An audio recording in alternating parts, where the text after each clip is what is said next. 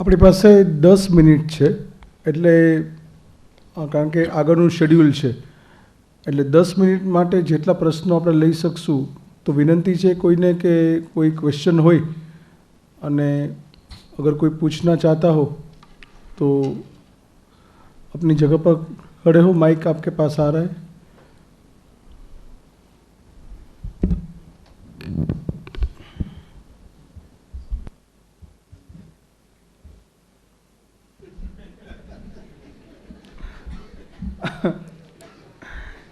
हाँ, दोनों बातें हो सकती हैं। समाधान मिल गया है ये भी हो सकता है और ये भी हो सकता है कि कोई समझ में ही नहीं आया तो पूछें क्या। हाँ जी, अच्छा चलो।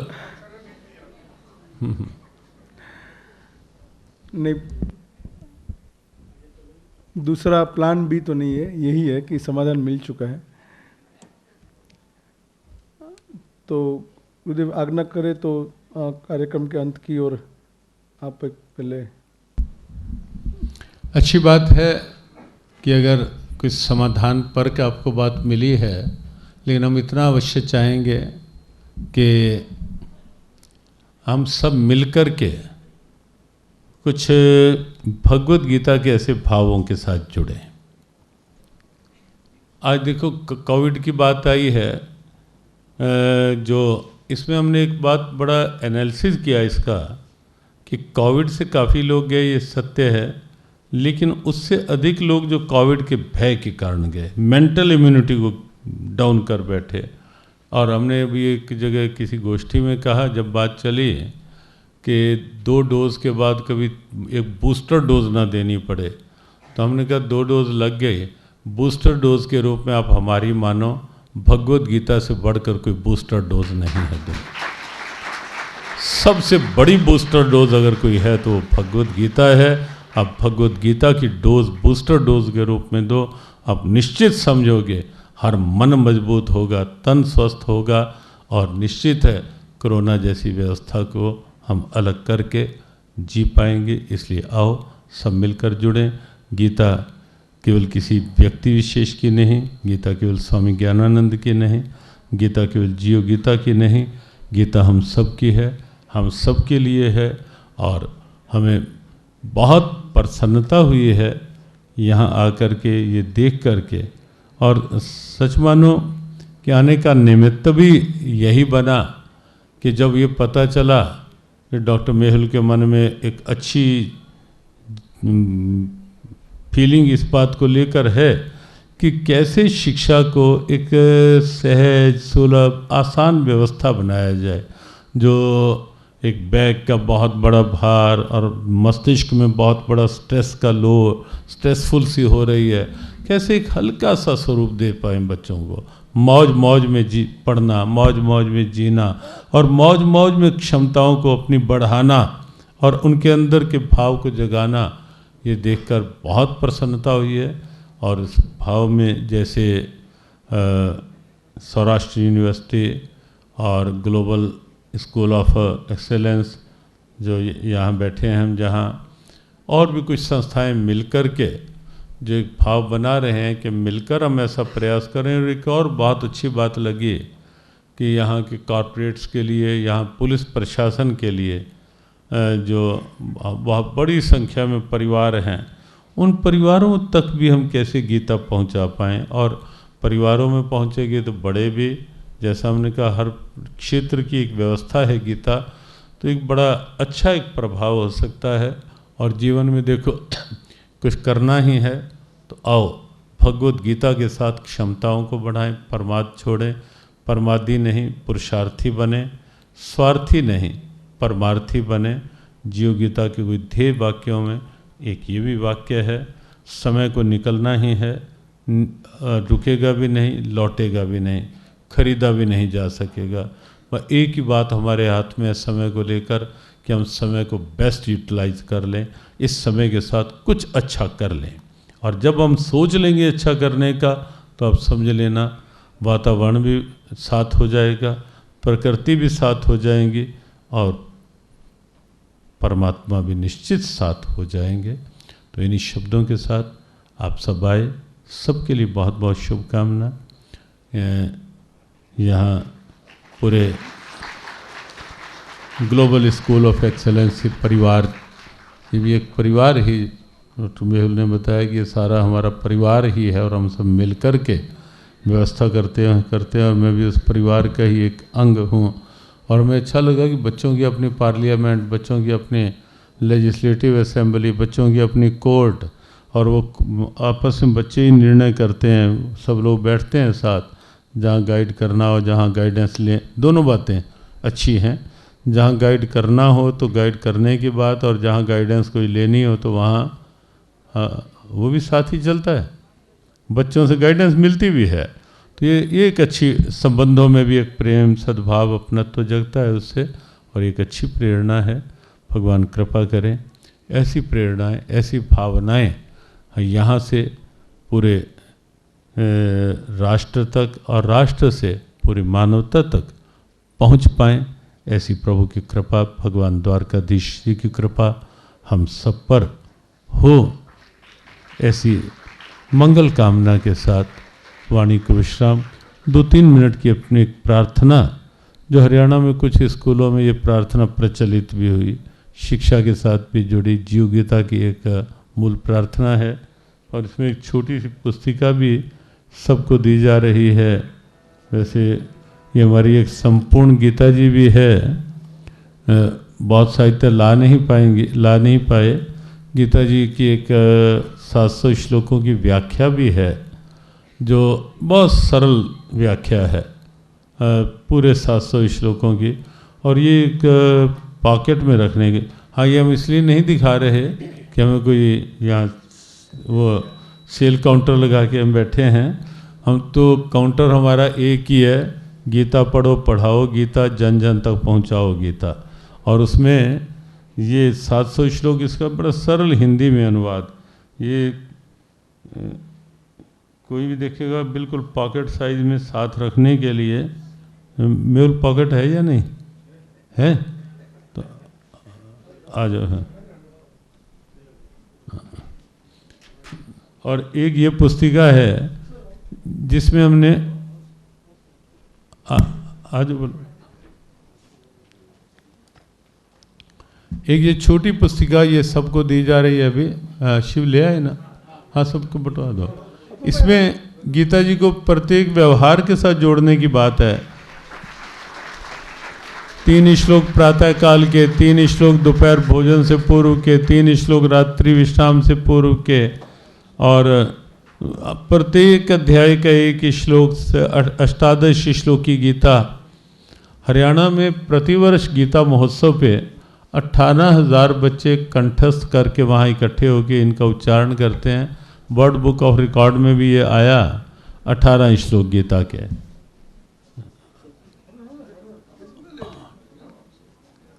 हाँ ये तो ऐसे हो रही है।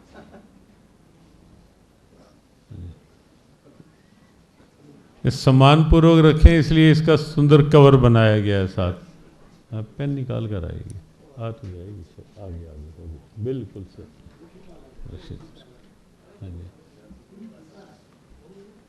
हाँ, पूरे 700 श्लोक की गीता है। इसमें से तो हमने 3-3 श्लोक निकाले, अलग अलग समय, दिन भर गीता के साथ रह पाए।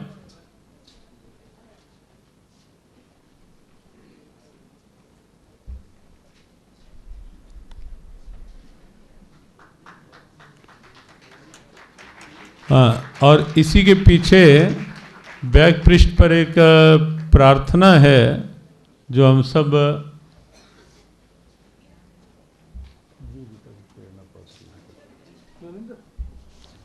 ये बिल्कुल इसके बैक पृष्ठ पर है। ये 2 मिनट में गुनगुनाकर विश्राम।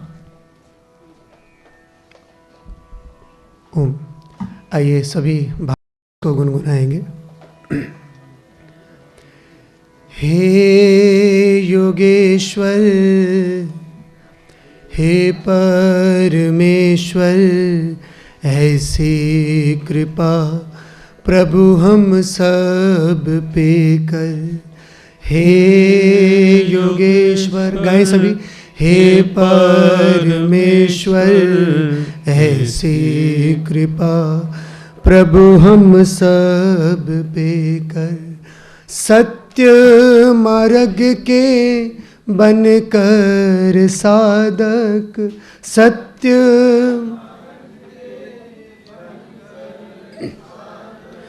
बढ़ते रहे सदा कर्तव्य पथ पर। हे योगेश्वर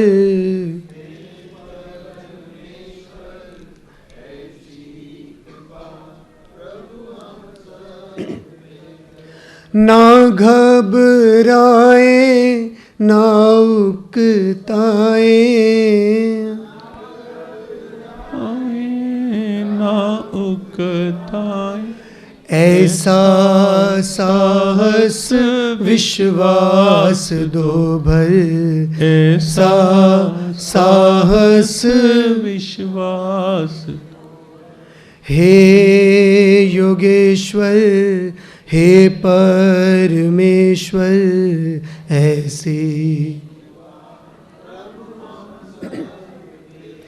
छा जाए आहलात, मिट जाए विषाद, छा जाए सुख शांति सद्भावना हो घर घर, सुख शांति। हे योगेश्वर हे परमेश्वर ऐसी युक्त हो शुद्ध हो आहार व्यवहार, युक्त हो याद बनी रहे प्रभु तेरी हर पल, याद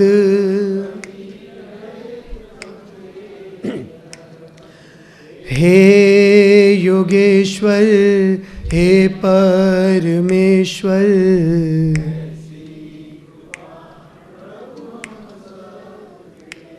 भारत माता का मान बढ़ाए, भारत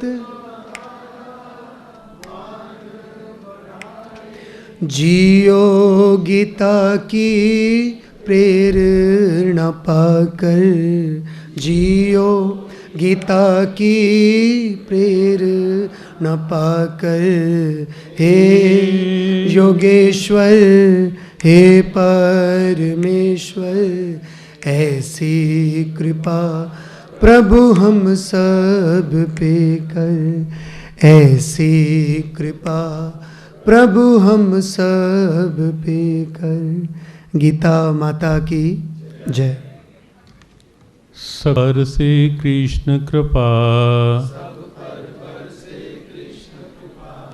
मंगलमय हो सबका जीवन, घर घर बरसे कृष्ण कृपा, सब पर बरसे कृष्ण कृपा।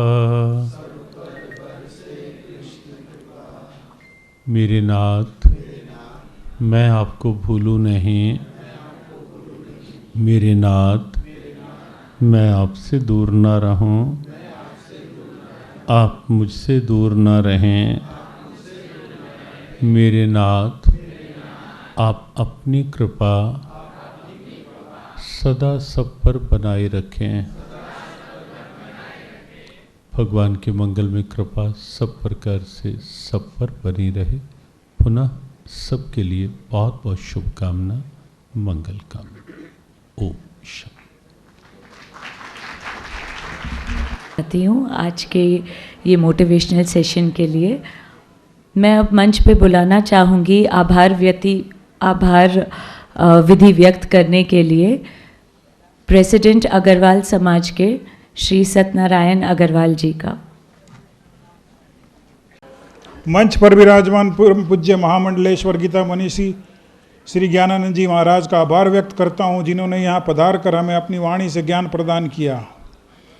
हम डॉक्टर मेहुल लुपाणी जी का भी आभार व्यक्त करते हैं जिन्होंने अपने प्रयत्न एवं मेहनत से स्वामी जी का कार्यक्रम को सफल बनाया।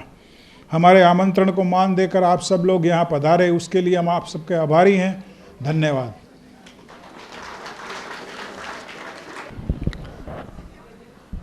मैं निवेदन करना चाहूँगी, आप सभी के लिए अल्पाहार की व्यवस्था की गई है, आप वो लेके फिर जाइएगा।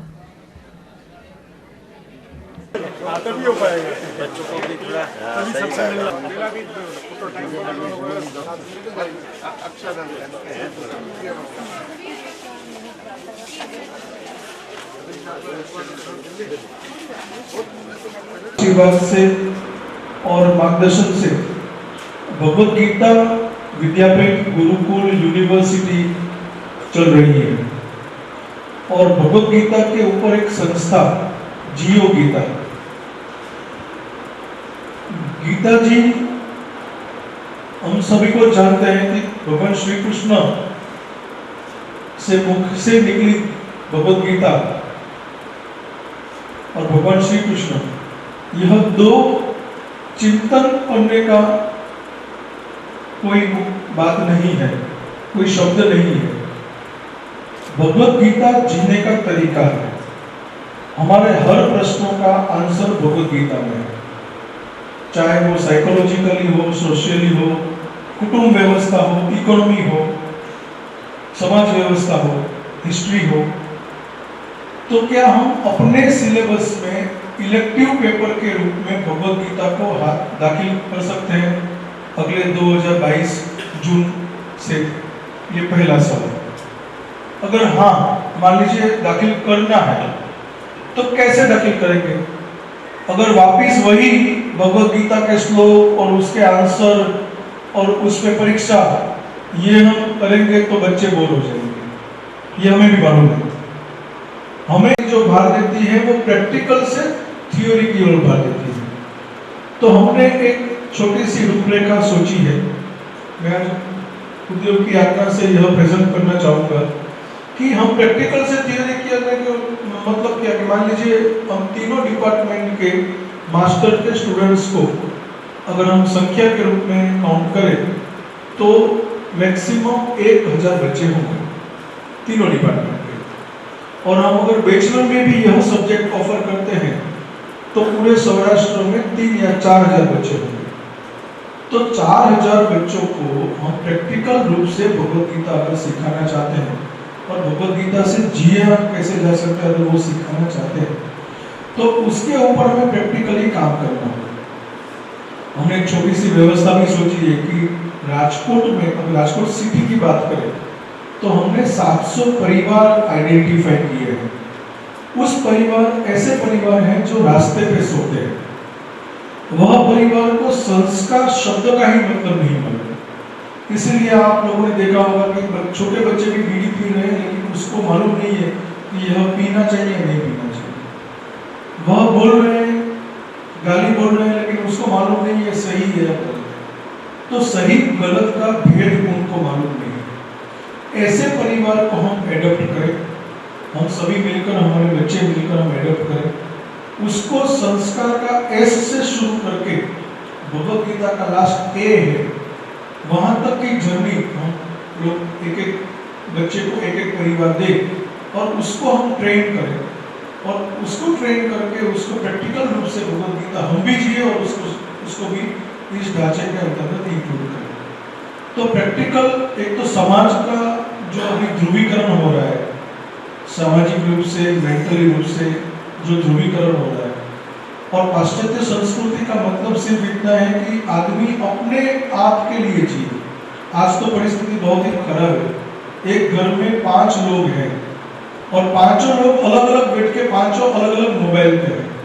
देखिए तो सही, हम समाज को कौन सी दिशा पर ले जा रहे हैं या हम जा रहे हैं, हम भी कर रहे हैं।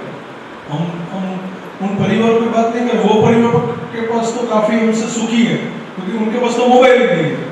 इसका मतलब है कि वे लोग 5 लोग मिलकर बैठ के बात करके सो जाते हैं। तो कुछ उनसे भी हमें सीखना है और कुछ हमें हमारे पास जो है उनको देना है। तो हमारे पास क्या है, क्या हमें डेवलप करना है, पहले हमें ट्रेन होना पड़ेगा, पहले हमें सक्षम होना पड़ेगा, फिर हम आगे जाकर इसमें इस व्यवस्था को लागू करें। मैंने तो ये सिर्फ छोटी सी बात रखी है, आप सभी लोग तजज्ञ हो। आप लोग, क्योंकि मैं तो साइंस का स्टूडेंट हूँ, मुझे मालूम नहीं है कि सोशियोलॉजी क्या है, मुझे मालूम नहीं है इकोनॉमी क्या है, मुझे मालूम नहीं है हिस्ट्री क्या है, लेकिन मुझे इतना मालूम है कि अब भारत को एक माला में कोरोना का समय आ गया है, नहीं तो सारे मोती बिखर जाएंगे, हम लोग देख के रह जाएंगे। और हम शिक्षा के लोग ही है कि पूरी माला बना सकते हैं, और पूरी माला बनाने के लिए जो धागा चाहिए वो ऋषि परंपरा के पास है, क्योंकि इन लोगों को देखकर ही समाज बदलेगा, हम लोगों को देखकर नहीं बदलेगा।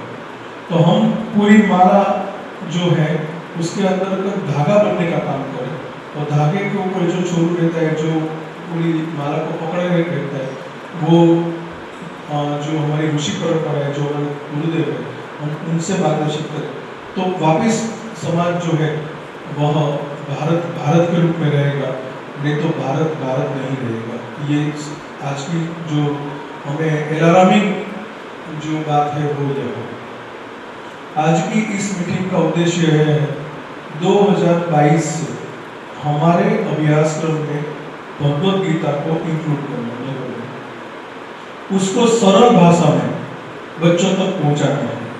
उसमें आज की परिभाषा में, क्योंकि आज के प्रश्न है, प्रश्न अगर श्री कृष्ण के जमाने से वाले लेंगे तो वहाँ के प्रश्न अलग थे, आज के प्रश्न अलग है, आज की साइकोलॉजी अलग है, आज में हर युवा को सवाल है, ऐसा क्यों करना, वो सवाल हर जगह पे है।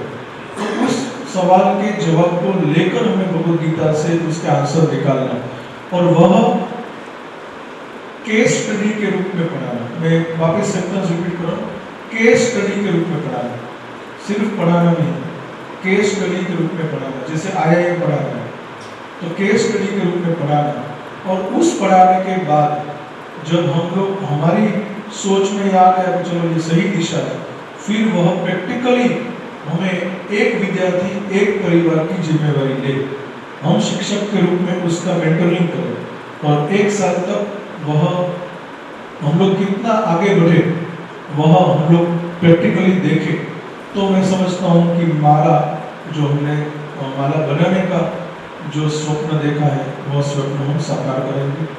हिस्ट्री में भी लास्ट टाइम मीटिंग थी, गुरुदेव हमने सोचा था कि हिस्ट्री में से मुगल पूरा क्या निकाल सकते हैं, क्या हम औरंगजेब पढ़ाना बंद कर दें, क्या हम अंग्रेज पढ़ाना बंद कर दें। हमारे जो उपनिषद, हमारी जो बात है, हमारे जो संस्कार है, उसको हम इंक्लूड करना चाहते हैं, और हिस्ट्री ने काफ़ी काम भी शुरू किया है। तो यहाँ मुझे पूरा यूनिवर्सिटी का ऐसा तजर्बा है, मैं परिचय में टाइम अगर करूँगा तो बहुत टाइम लगेगा, लेकिन मैं आपको यूनिवर्सिटी की सबसे हाईएस्ट बॉडी के हाईएस्ट लोग यहाँ पे, और सभी कोर टीम तो हेड है, सभी डिपार्टमेंट, सोशियोलॉजी के हेड है, जैसे कल्पना में हिस्ट्री की हेड है, इकोनॉमिक्स के हेड है, ये सभी हेड है, सभी डिपार्टमेंट के बोर्ड के चेयरमैन अदर चेयरमैन भी हैं, और सभी मेंबर भी हैं। तो यह जो चाहेंगे वह होगा, इतना मुझे मालूम है। तो यहाँ पे चाहने वाले लोग, मार्गदर्शन करने वाले आप, हमें क्या करना, वहाँ मार्गदर्शन दीजिए, तो हम 1 साल में इसको इम्प्लीमेंट करना है। आज की मीटिंग हमें ये पूरी करके आप मेरे मेहमान बने, मैं आपका स्वागत करूँ, खा पी के छुट्टा हो जाए, वह नहीं करेंगे। आज की जो मीटिंग होगी उसको एंड तक हमें जाना है। सोचिए तो सही, सौराष्ट्र यूनिवर्सिटी के 3000 या 4000 बच्चे, 4000 परिवार को अगर हाथ थाम के पकड़ लिया, सोचिए वो दृश्य था, और 4000 परिवार की हम दीक्षा ग्रहण कार्यक्रम करें, जिसमें सभी संत को बुलाए, और लास्ट में फेलिसिटेशन कार्यक्रम हो, जिसमें सभा के संत आए, वह दृश्य क्या होगा। अगर वो हो गया और यह छोटी सी चिंगारी आग बन के पूरे भारत में फैल गई, तो समझ लीजिए माला बन गई। तो हमें ये आग, छोटी सी चिंगारी बनने का काम पहले करना है, और फिर आग बनने का काम ईश्वर करेगा, वह आशीर्वाद देगा पूरी आग बन जाएगी। तो यह सिर्फ एक प्रास्ताविक मैंने रखा है कि 2022 में हमें इम्प्लीमेंट करना है। अभ्यासक्रम में इलेक्टिव देना है, इलेक्टिव में सरल भाषा देनी है, सरल भाषा में केस स्टडी देना है। यह एक बार हो गया, फिर प्रैक्टिकल सेमेस्टर एंड में फोर्थ सेमेस्टर में बच्चों को देना है, जिसमें परिवार देने की जवाबदारी मेरी। 4000 परिवार मेरे पास है, परिवार देने की पूरे सौराष्ट्र में जवाबदारी मेरी। उस परिवार को संस्कार के एस से शुरू कर भगवद गीता के लास्ट ए तक ले जाने की जवाबदारी आ गई। यह 5 पंच महाभूत, 5 परमेश्वर की बात मैं आज आपके सामने रखूँगा। मैं ज़्यादा न कहते हुए हमारे बीच गुरुदेव पधारे हैं, हम पहले उनको सुनेंगे, फिर आपके ओपिनियन जो होंगे वो लेंगे। यह मीटिंग सिर्फ 45 मिनट्स की बिजनेस मीटिंग रहेगी, फिर हम यहाँ पे साथ में डिनर करेंगे और फिर हम यहाँ से कभी गुरुदेव का आगे और भी शेड्यूल है, तो हम ये टू द पॉइंट रखेंगे और हम मीटिंग शुरू करेंगे। मीटिंग 35 मिनट्स में खत्म करेंगे।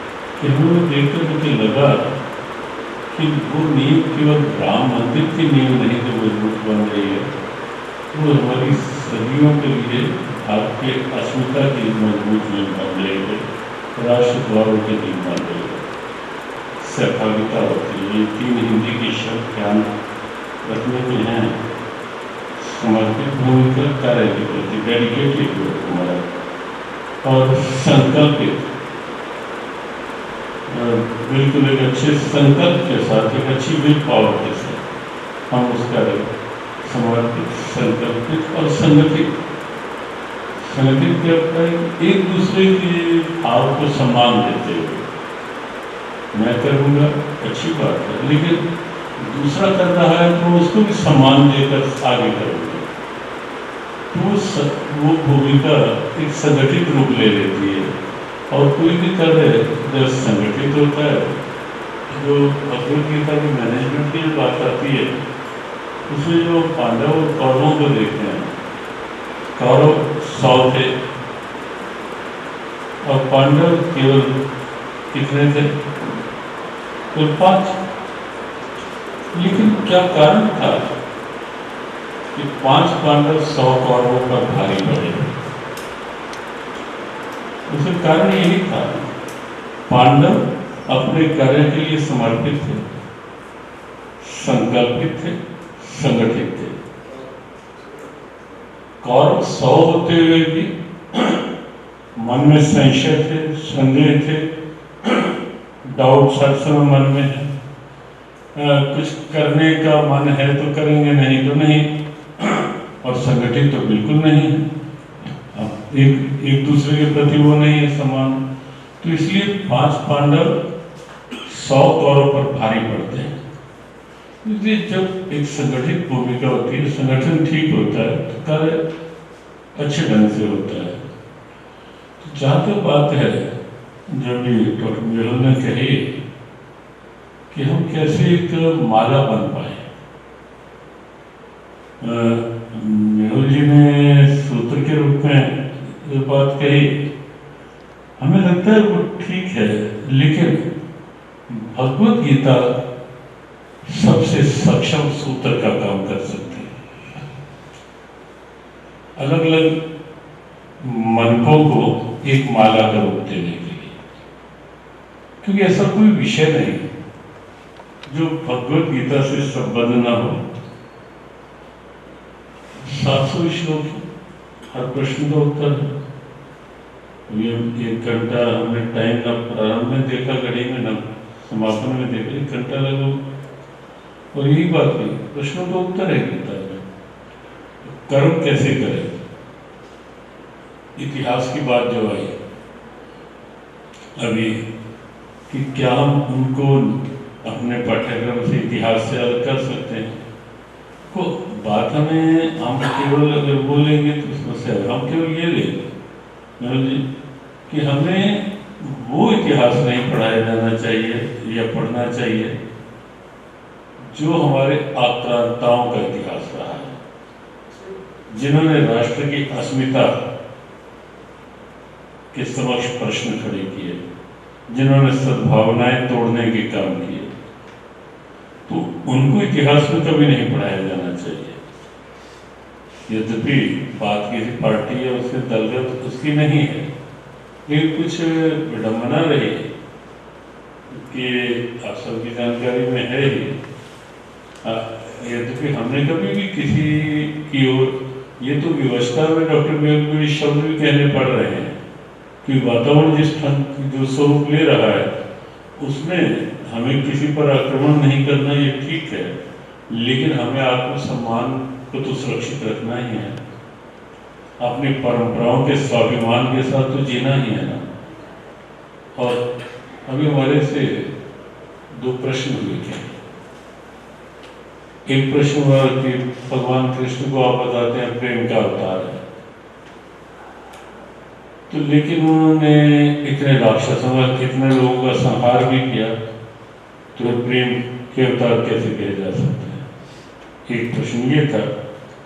तो हमने कहा कि ये तो इतनी सी बात थी, जैसे किसान कोई खेती के लिए जाता है, खेत में देखने के लिए जाते हैं, और कभी कोई खाद, कभी पानी का छिड़काव, केमिकल करता है, लेकिन हमने बहुत पहले देखा, क्या है हमें नहीं पता, कि किसान के हाथ में एक विशेष प्रकार का इंस्ट्रूमेंट, उधर नॉर्थ साइड में दराती या खुरपी ऐसे शब्द होते थे, वो रखते थे अपने पास।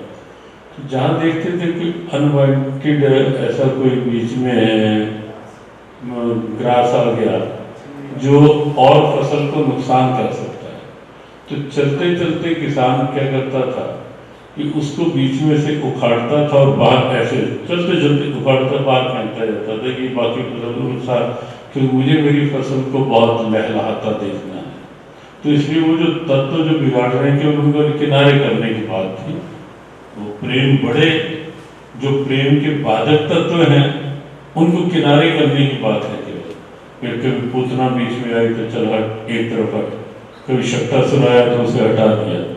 तो ये भी बात तब करनी पड़ रही है कि ये हमारी परंपराओं में बाधक तत्व के रूप में जो आएंगे तो निश्चित उसका उपचार भी आवश्यक है। लेकिन बात तो चल रही थी कि आक्रांता, भारत में विडंबना रही कि प्रथम शिक्षा मंत्री के रूप में भारत में एक मुस्लिम नाम आया स्वतंत्रता के पश्चात, और इसीलिए जो पाठ्यक्रम निर्धारित हुए उसमें वो सब नाम आ गए जो नहीं आने चाहिए थे। आक्रांताओं के रूप में एक बड़े क्लियर कट फैक्ट है ये। लेकिन अब आवश्यकता है कि हम प्रयास करते हुए, भगवद गीता में भगवान ने कहा कि सृष्टि क्या है, महर्षि सप्त हो गए, चत्वारो मनस्तथा, सृष्टि के प्रारंभ में हमारे ऋषि। तो जब हम ये देखेंगे तो लगेगा कि हम जिनके वंशज हैं वो हमारे ऋषि कितने तपस्वी थे, मनस्वी थे, परोपकारी थे, संयमी थे। सब प्रकार की लाइफ वैल्यूज वहां हमारे सामने आएंगी। जब हम देखेंगे, गीता कृष्ण उदाहरण देते हैं कि कर्म नहीं संसिद्धि वास्तविकता जनक आद्या, कि जनक जैसे महापुरुषों ने इस ढंग से कर्म करके सफलता प्राप्त की और एक उदाहरण प्रस्तुत किया। वो इतिहास का वो रूप भगवद गीता के माध्यम से आ जाएगा। और केवल जनक नहीं कहा, जनक आद्या, जनक आदि महापुरुषों ने, और वहाँ आदि में बहुत कुछ हम ले सकते हैं, एक एग्जाम्पल सेट करने के लिए, उदाहरण प्रस्तुत करने के लिए। तो इस प्रकार हम देखेंगे तो हमारे पास बहुत कुछ है, इतना समृद्ध अतीत है हमारा, इतना गौरवशाली अतीत है हमारा। और उस अतीत में आप देखेंगे कि कहीं संकीर्णता नहीं। वहाँ जो ये आक्रांता पढ़ाए जा रहे हैं, हम उसका लॉजिक दे सकते हैं। ये सब जो पढ़ाए जा रहे हैं, इन्होंने केवल अपने लाभ के लिए दूसरों के नुकसान किए, और अपनी संस्कृति ये है कि दूसरों के लाभ के लिए स्वयं कष्ट उठाए। कि अपने ऋषियों की परंपरा ये रहे, परहित के लिए स्वयं कष्ट सहन करने की परंपरा। तो जब हम ऐसे आदर्शों के साथ इतिहास पढ़ाएंगे कि ये प्रेरणा है हमारे इतिहास की, ये परंपरा है हमारे इतिहास की, ये लाइन ऑफ थिंकिंग है हमारे इतिहास की, हमारे ऋषियों की, हमारे आचार्यों की, हमारे महापुरुषों की, वो भले कोई भी रहे, हम और सबसे हम कुछ सीख सकते हैं। महावीर स्वामी को देखेंगे, अहिंसा परमो धर्म हम सीख सकते हैं वहाँ से। बुद्ध को हम देखेंगे, आपो दीपो भाव सीख सकते हैं, स्वयं को प्रकाशित स्वयं से करो। ऐसे ऐसे कोई ना कोई प्रेरणा सब जगह से हमें मिलने वाली मिलेगी। हम ऐसा पूरा अपना समृद्ध अतीत इतिहास अलग अलग कक्षाओं में अलग अलग स्तर पर अलग अलग अभी हमारे प्रतियोगिता के कुछ चल रहा है, उसमें मैंने कक्षाओं के अनुसार कुछ ऐसे पाठ किए कि सप्ताह में 2 घंटे गीता के उसमें जोड़े नैतिकता के नाम पे। उसे एक तो रखा कि भगवत गीता में लाइफ वैल्यू, और गीता को भी हमने केवल गीता श्लोक कंठस्थ करने में श्लोक लर्न करने तक सीमित नहीं। भगवत गीता में क्या है जो कंसंट्रेशन बढ़ा सकता है, कॉन्फिडेंस लेवल अप कर सकता है, कैरेक्टर वैल्यूज बढ़ा सकता है, सोशल वैल्यूज बढ़ा सकता है, फैमिली वैल्यूज दे सकता है, आगे लाइफ वैल्यूज को प्रमोट कर सकता है, ह्यूमन वैल्यूज को, कल्चर वैल्यूज को, कहाँ कहाँ क्या क्या है गीता में।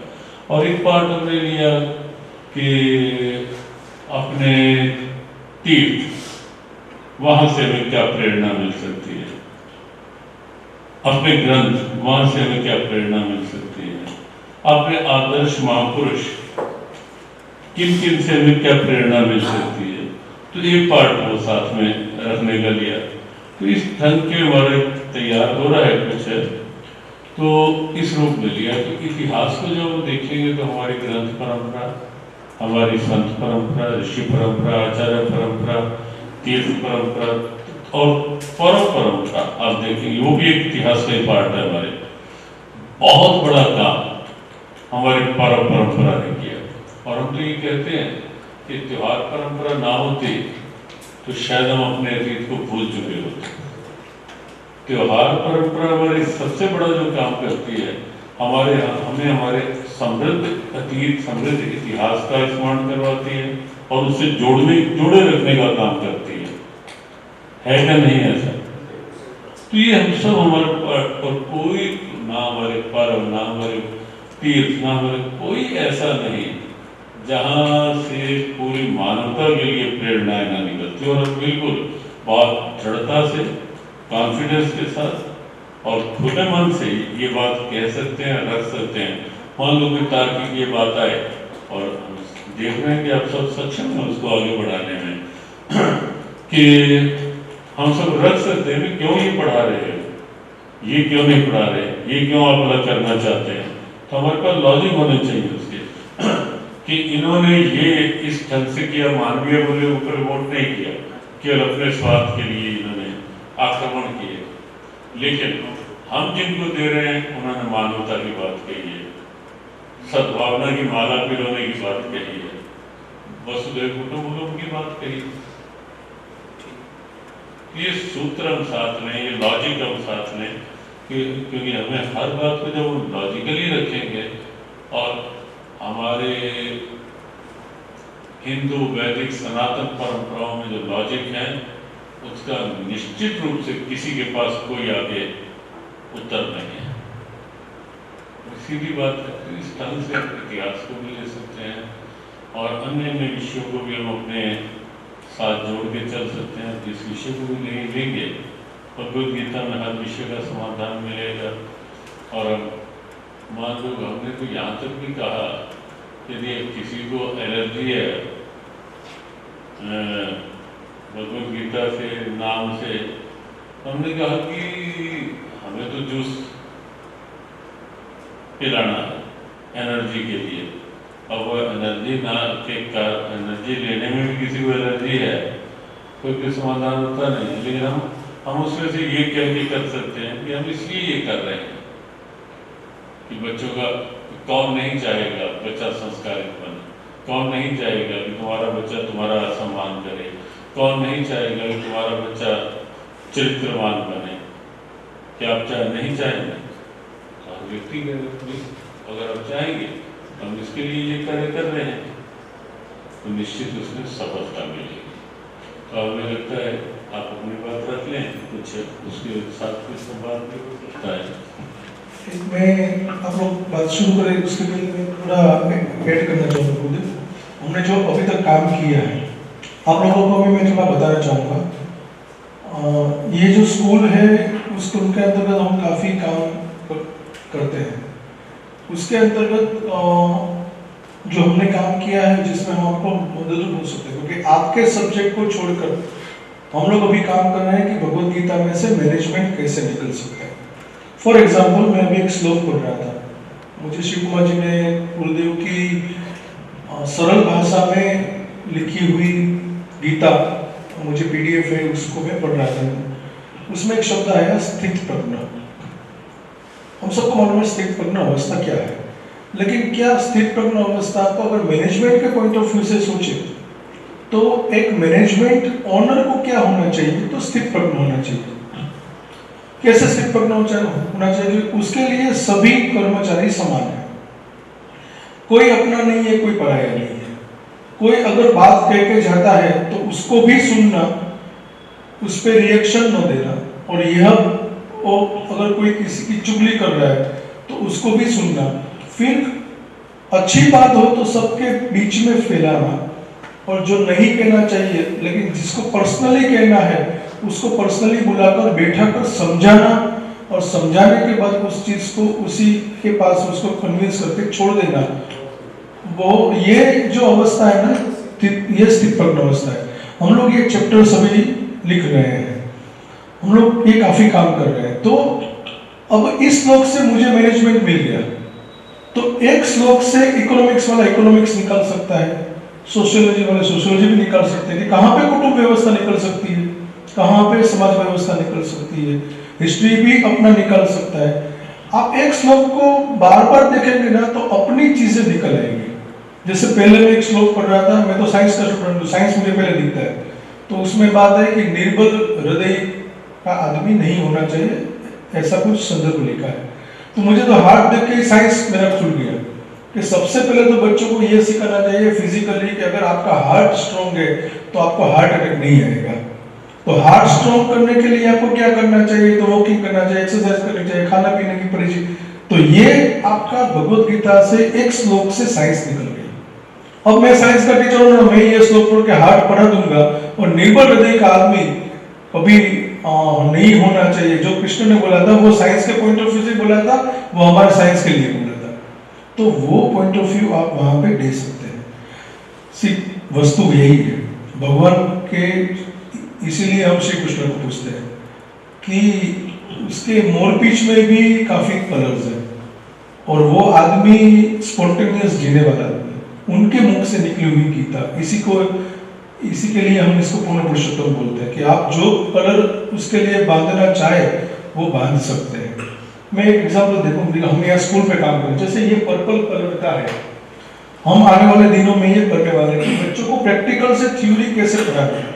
हम ये पर्पल कलर बच्चों को दे देंगे। अब बच्चे, हमारा एक सूत्र है 10 मिनट की पंचायत है स्कूल में, पहले 10 मिनट पंचायत करो। तो अब हम ये पर्पल कलर पे पंचायत करते हैं। कोई बोलते हैं ये पर्पल कलर है, अच्छा तो पर्पल कलर कौन से कपड़े का है, तो सिल्क है, तो वापिस सिल्क के अंदर जाओ, तो सिल्क का साइंस खुलेगा, सिल्क की हिस्ट्री खुलेगी। अब ये कलर से आपको शौर्य क्या निकलता है, इस कलर से आपको मैनेजमेंट का पॉइंट ऑफ व्यू क्या निकलता है, यह कलर आपको क्या प्रेरणा देता है, अपने घर में इस कलर को कहाँ एडॉप्ट करोगे, तो समाज व्यवस्था की बात आ गई। आप समझिए एक कलर से बच्चे को तो खेल खेल में हमें संस्कार देना है, उसको हमें समाज व्यवस्था भी देनी है, कुटुंब व्यवस्था भी देनी है, साइंस भी देना है, हिस्ट्री भी देना है, उसको हर चीज उसी के पास बुलवा कर उसको देनी है। और सबके पास मोबाइल है, सबके पास गूगल है। अगर आप बोलोगे सिल्क, चलो भाई सिल्क ढूंढो, तो यहाँ पे बच्चे सिल्क ढूंढते हैं। आने वाले दिनों पे तो हम इसके ऊपर काम करने वाले हैं कि एक जब पर्पल कलर का उसकी पूरी, जिसको बोलते हैं सारे आयाम उसके खुल जाएंगे, उसकी इकोनॉमी भी खुल जाएगी। चलो कल इस पर्पल कलर से बिजनेस करना चाहोगे तो क्या करना चाहोगे, तो बच्चे का बिजनेस पॉइंट ऑफ व्यू भी खुलेगा। तो समझ लीजिए कि आप सिर्फ खेल खेल में उसको दे रहे हो, लेकिन एज ए टीचर हम लोग उसके सारे आयाम खोल रहे हैं। हम लोग अहमदाबाद और मुंबई में एक इंटरनेशनल कैंपस डेवलप कर रहे हैं। मेरी एक बचपन से जिद है कि हम लोग क्यों अमेरिका पढ़ने जाए, क्यों अमेरिका से यहाँ पे पढ़ने न आए। तो वहां से यहाँ पढ़ने तभी आएगा क्योंकि हम वो देश हमसे 100 साल आगे हैं, हम माने या ना माने, वो हकीकत है। और हमारे बच्चे वहीं जाना चाहते हैं, वो यहाँ आना नहीं चाहते। मेरी बेटी है, मेरी बेटी बोलती है पापा पैसा भेगा कर लो, मारे जाओ बच्चे। अब सोचो मेरे घर में भी इतनी सोच होते हुए भी उसको जाना है। उसने एक ही बात बोली कि अगर वो यहाँ आएगा तो मैं रुक जाऊंगी। अब मैंने ठान ली कि उसको यहाँ लाना है। तो जितने भी डेवलप्ड कंट्री है, अमेरिका, जापान, जो भी बोले, जर्मनी, ऑस्ट्रेलिया, उनको यहाँ पे लाना है। वो कैसे आएंगे? तो भारत की सबसे बड़ी ताकत जो हमारी है वो है हमारे 32 गुण, 64 कला, 16 संस्कार, हमारे तक्षशिला और नालंदा। अगर हम उसको वापस खींच के आए, भारत के पॉइंट ऑफ व्यू पर खींच के आए, भगवत गीता को अपनी साइंस का भाग बनाकर लेके आए, क्योंकि साइंस उसके पास है, लेकिन उस साइंस में भगवत गीता उसके पास नहीं है। आप समझ लीजिए, टेक्नोलॉजी उसके पास है, एप्पल उसके पास है, लेकिन इस एप्पल से मानवीय जीवन कैसे आगे बढ़ सकता है वो उसके पास दृष्टिकोण नहीं है, वो हमारे पास है। तो वो चीज हम लेकर आ रहे हैं। हम लोग पूरे भारत के, आपको खुशी होगी कि IIM हमारे साथ जुड़ रहा है, इसके अंतर्गत निफ्ट हमारे साथ जुड़ रही है, इसके अंतर्गत नेशनल स्कूल ऑफ ड्रामा जुड़ रहा है। तो सभी लोग जुड़ रहे हैं और सभी का मंत्र एक ही है कि हम एक चीज से सभी आयाम को खोलें। इसीलिए कृष्ण का नाम पूर्ण पुरुषोत्तम था। तो हम एक पर्पल कलर से सभी आयाम खुल गए, तो ये पर्पल भी पूर्ण पुरुषोत्तम हो गया। इसलिए भगवत गीता में एक शब्द बताया गया है कि तू वो मनुष्य में तू वो श्रेष्ठ बोलते हैं, और अश्व में तू, ये वो पूरी डेफिनेशन है कि आप श्रेष्ठ बन सकते हो। आपकी जर्नी यहाँ पे है। जैसे हाथियों में तो ऐरावत है, तो ऐरावत क्या है? तो ऐरावत है पूर्ण पुरुषोत्तम, और हाथी जो है वो एक डायमेंशन है। तो हाथियों में आप ऐरावत हो, मतलब पूर्ण पुरुषोत्तम हो। तो हम एक चीज से पूर्ण पुरुषोत्तम निकालें। इसलिए मैं बता रहा हूँ कि आप इसमें से एक श्लोक में से अगर मैं साइंस निकाल सकता हूँ, मैं अगर हार्ट में से सभी चीजें निकाल सकता हूँ, बच्चों को वो पढ़ा दिया तो बच्चों को भगवत गीता समझ में आ गई। तो आप इसमें से इकोनॉमिक्स निकाल सकते हैं, आप इसमें से सोशियोलॉजी निकाल सकते हैं, आप इसमें से हिस्ट्री निकाल सकते हैं। तो सभी आयामों में, और सभी लोग एक दूसरे को पूरक बनना होगा। आप जो इकोनॉमिक्स निकालोगे वो मुझे दीजिए, मैं जो मैनेजमेंट निकालने वाला हूँ मैं आपको दूंगा, आप जो सोशियोलॉजी निकालोगे वो हमें दीजिए, आप जो हिस्ट्री निकाल, हम सब एक फिल करके एक चैप्टर, एक सिलेबस बना दें और वो बच्चों में सर्कुलेट कर ले। देख लीजिए सभी बच्चे इलेक्टिव में भगवत गीता ही पसंद करेंगे और कुछ पसंद नहीं करेंगे। ये दिशा में हमें यूनिवर्सिटी को लेके जाना है और इसके लिए आज आपको आमंत्रित किया। अब आपके कोई सजेशन है तो बताइए। एक मेरी बात है। नमस्ते गुरुजी, मेरा नाम जयश्री नायक है। अभी हम देखते हैं कि वैल्यू एजुकेशन जो है सिस्टम में, वो वैल्यू एजुकेशन अभी खत्म हो रहा है। मुझे लगता है हर हफ्ते एक ऐसा व्याख्यान होना चाहिए जिसमें वैल्यू एजुकेशन का होना चाहिए, जिसमें हमारी जो परंपराएं है, हमारा जो भारत, अखंड भारत की जो बात है वो रखी जाए। दूसरी बात जो है वो अपना अभिगम चेंज करने की, जिसको हम दृष्टिकोण कहते हैं, जिसको हम अप्रोच कहते हैं, पर्सपेक्टिव कहते हैं, उसको भी हमें चेंज करने की आवश्यकता है। क्योंकि अगर भारत को अगर हमको समझना है पूर्ण रूप से, तो हमें हमारे सभी प्राच्य जो कला है, जो मेहुल भाई ने बताया, महाभारत है या तो मनुस्मृति है, उसको भी जानना पड़ेगा।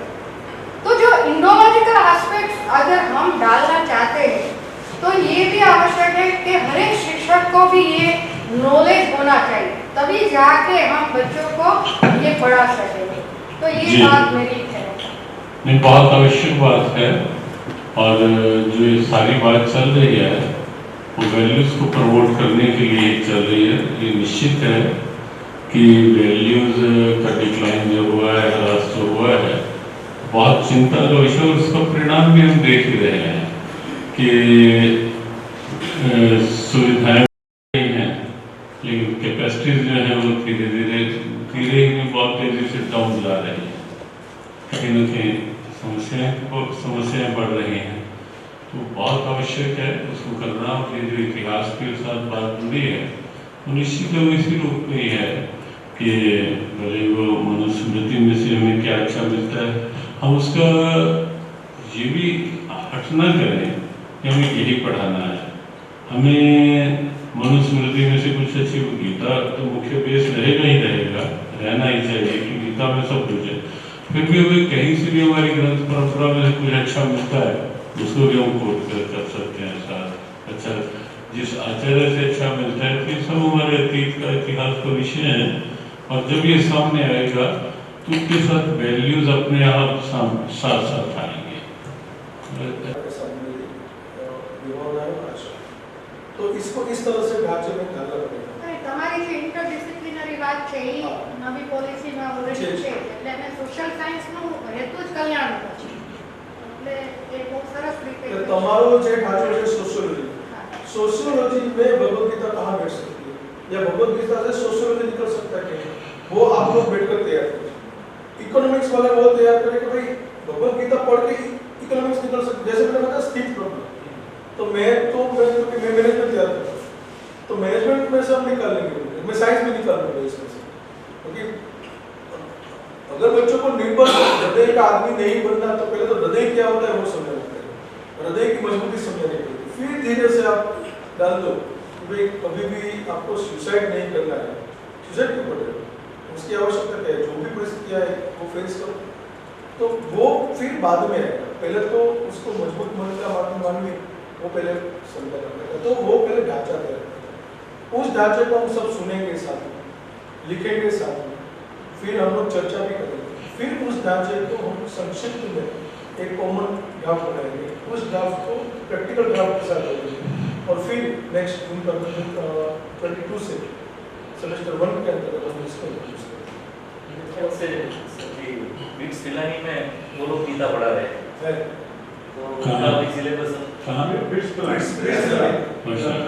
इवन यहाँ पे पीडीपी में ये विचार शुरू कहाँ से हो गया मैं बता रहा हूँ।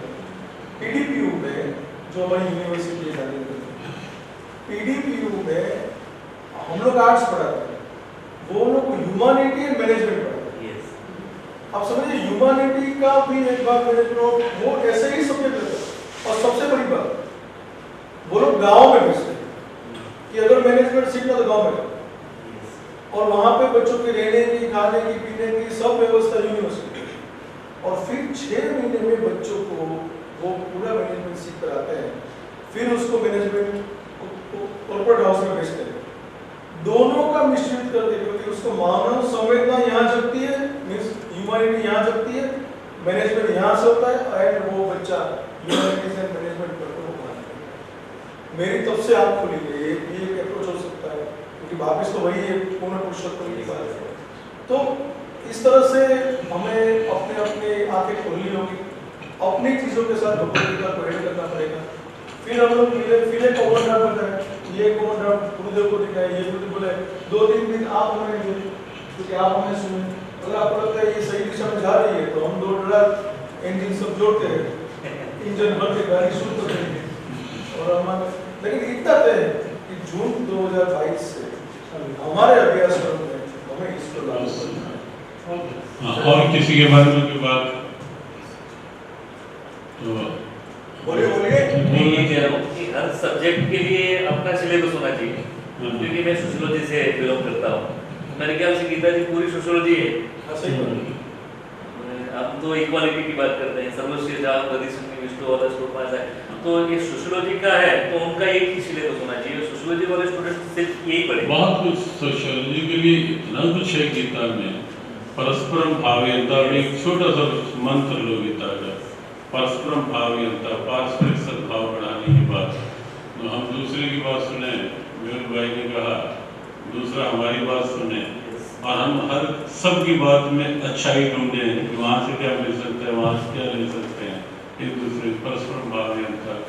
अर्थशास्त्र की बात है, दूसरे अध्याय का 41वां श्लोक, वैसे बहुत पढ़ लेंगे कि एक ही श्लोक आप देखें, व्यवसायात्मिका बुद्धि देखे गुरुनंदन बहुशाखा अनंतस्य बुद्धि अव्यवसायी नाम, कि जिसको अपने व्यवसायिक दृष्टिकोण को अच्छा बनाना है उसे सबसे पहले एक निर्णय करना होगा। आजकल की प्रॉब्लम देखते हैं बच्चों की, करना है कोई काम किया, कुछ दिन किया, बस सफलता नहीं है, ये नहीं, उसका अच्छा चल रहा है, मैं वो करके देख लेता हूँ। और प्राय गीता ने क्या, व्यवसायात्मिका बुद्धि, व्यवसायिक व्यक्ति की बुद्धि एक दृढ़ निश्चय में दृढ़। तो ऐसे बहुत से मंत्र आपको जैसे जैसे हम गीता पढ़ेंगे, लोकमान्य तिलक ने कहा गहरा सागर है, जितना गहरा उतरोगे और मोती और हीरे मिलते जाएंगे। हर विषय का है। बस विनोद जी ने एक बात प्रारंभ में चिंगारी की कही थी, चिंगारी की बात है कि चिंगारी प्रारंभ हुई है। हम एक बात ध्यान आ गई, बस उसी के साथ समापन करते हैं कि इधर था या नहीं, लेकिन उधर प्रदीप जी नॉर्दर्न साइड में एक पहले कोयले की गिट्टियाँ खूब जलती हदें थी, कोयले की अंगीठी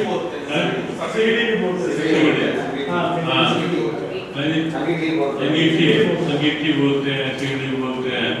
तो उससे क्या होता था, हमने तब बहुत ध्यान से देखा और अब हमें ध्यान आता है कि वे उदाहरण है कि चिंगारी रखी जाती थी, ऊपर कोयले रखे जाते थे। लेकिन अगर या तो नीचे से उसके पंखा टेबल फैन या हाथ से पंखा किया तब तो चिंगारी कोयलों को लाल कर देती थी और कोयले अपना काम करते थे ऊर्जा का। और मान लो पंखा नहीं किया, चिंगारी रख दी, कोयले ऊपर रख दिए, तो चिंगारी वहीं के वहीं, चिंगारी भी वैसी की वैसी और कोयले भी वैसे की वैसे।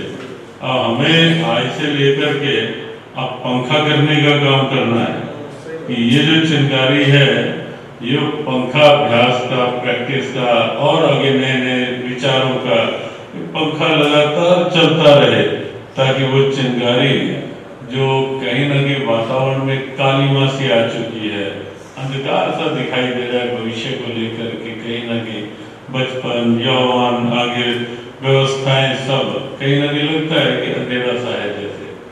लेकिन जब हम पंखा करते रहेंगे तो ये चिंगारी निश्चित है कि काले कोयलों को भी लाल करेगी और नई ऊर्जा का सृजन इस माध्यम से हो सकता है। तो हमें विश्वास है कि आप सब जितने जिज्ञासा और उत्सुकता के साथ यहाँ आए हैं, ये चिंगारी निश्चित पंखा भी आगे चलेगा। पंखा वही है जो बेल भाई ने कहा कि अभी से हम गीता लेकर के उसमें देखना प्रारंभ कर देंगे, हमारा विषय सोशियोलॉजी का है तो उसमें क्या क्या निकल सकता है, पॉइंट्स नोट करते जाएं। बहुत आवश्यकता पड़े कभी भी किसी भी विषय में कोई सुझाव लेने की तो हम उपलब्ध रहेंगे। प्रदीप जी का नंबर अपने पास रख लो, मैं भाई के माध्यम से संपर्क हो सकता है, शिव के माध्यम से संपर्क हो सकता है। हाँ, कभी कभी ऐसा भी हो सकता है। कोविड ने ये बहुत अच्छा सिखाया है जी कि जो वर्चुअली जुड़ने का काम हुआ है, तो कभी हम एक मास में एक बार 1 घंटा 1.5 घंटा हम जो अपने अपने विषय में काम कर रहे होंगे वो सब वर्चुअली 1-1.5 घंटा जुड़ करके तो उसमें कुछ ना कुछ किसी ने क्या किया है और कहाँ कोई प्रश्न उठा है, कहाँ कुछ और जानने की आवश्यकता है, तो उसमें उसका एक लाभ ये होगा कि मान लो कोई करता जा रहा है, लेकिन एक साथ बाद में जब देखें कि ऐसा नहीं, ये तो ऐसा करना था, तो साथ ही साथ उसका एक समाधान भी होता जाएगा, कोई नई नई प्रेरणाएं बनती जाएंगी। तो एक अच्छा प्रयास हो सकता है। 18 अध्याय है, 700 श्लोक है।